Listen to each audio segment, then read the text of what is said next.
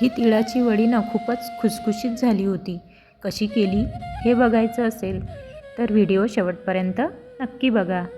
चला तर मग रेसिपी बघूया. तिळाची वडी करण्यासाठी सगळ्यात आधी आपल्याला गूळ किसून घ्यावा लागेल. तुम्ही येथे बघू शकता मी चाकूच्या सहाय्याने गूळ हा किसून घेत आहे. आता आपण गॅसवर कढईमध्ये 1 वाटी गूळ घालणार आहे. आपल्याला जेवढी वडी करायची आहे त्याप्रमाणे आपण गूळ घेणार आहोत. म्हणजे आपण जेवढे तीळ तेवढा गूळ घेणार आहोत. हे प्रमाण अगदी परफेक्ट आहे.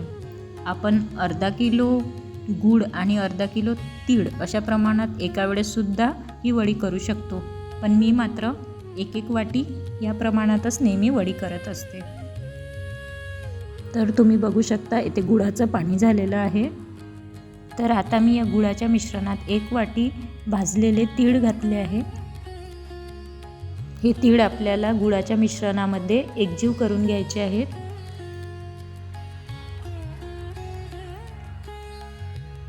व्हिडिओमध्ये दाखवल्याप्रमाणे आपल्याला चम्मच एकसारखा फिरवायचा आहे, नाहीतर मिश्रण कढईला लागण्याची शक्यता आहे.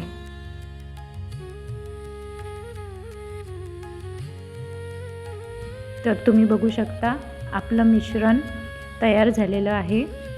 थोडंफार घट्ट झालं की गॅस बंद करून द्यायचा. मिश्रणाचा एक छोटा गोळा घ्यायचा आणि तो हातावर थापून बघायचा. जर वडी व्यवस्थित तयार झाली, तुटली नाही की समजून जायचं आपलं मिश्रण वडी करण्यासाठी आता तयार आहे. तुम्ही ते बघू शकता आपलं परफेक्ट असं मिश्रण तयार आहे. आता पोळपाटाला थोडं तेल लावून घ्यायचं. हे मिश्रण गरम असतानाच आपल्याला पोळपाटावर घालायचं आहे. हे मिश्रण थंड झालं तर कडक होईल. तर तुम्ही बघू शकता इथे संपूर्ण मिश्रण मी पोळपाटावर ओतून घेतलं.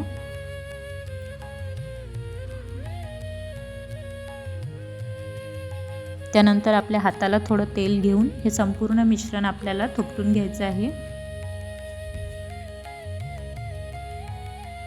लाटण्याला सुद्धा आपल्याला थोडं तेल लावायचं आहे, त्यामुळे हे वडी आपल्या लाटण्याला चिकटणार नाही.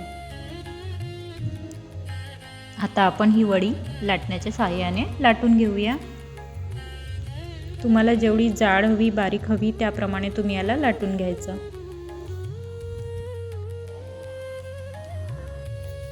आमच्याकडे थोडी खुसखुशीत वडी लागते, त्यामुळे मी ही वडी पातळ अशी लाटून घेतली.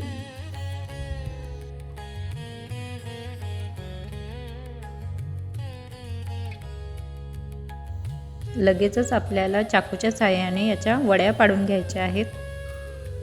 मिश्रण जर कडक झालं तर याच्या वड्या नीट पाडल्या जाणार नाहीत. तर तुम्ही येथे बघू शकता माझ्या संपूर्ण वड्या इथे पाडून तयार झालेल्या आहेत. बघा खूप छान निघालेल्या आहेत. तर तुम्हाला हव्या त्या आकारात तुम्ही ह्या वड्या लहान मोठ्या साईजच्या बनवू शकता.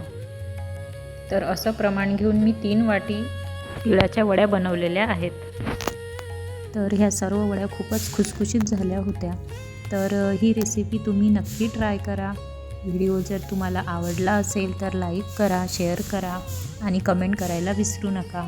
चॅनलवरती नवीन असाल तर चॅनलला सबस्क्राईब करा. भेटूया अशाच एका नवीन ब्लॉगसोबत. तोपर्यंत बाय.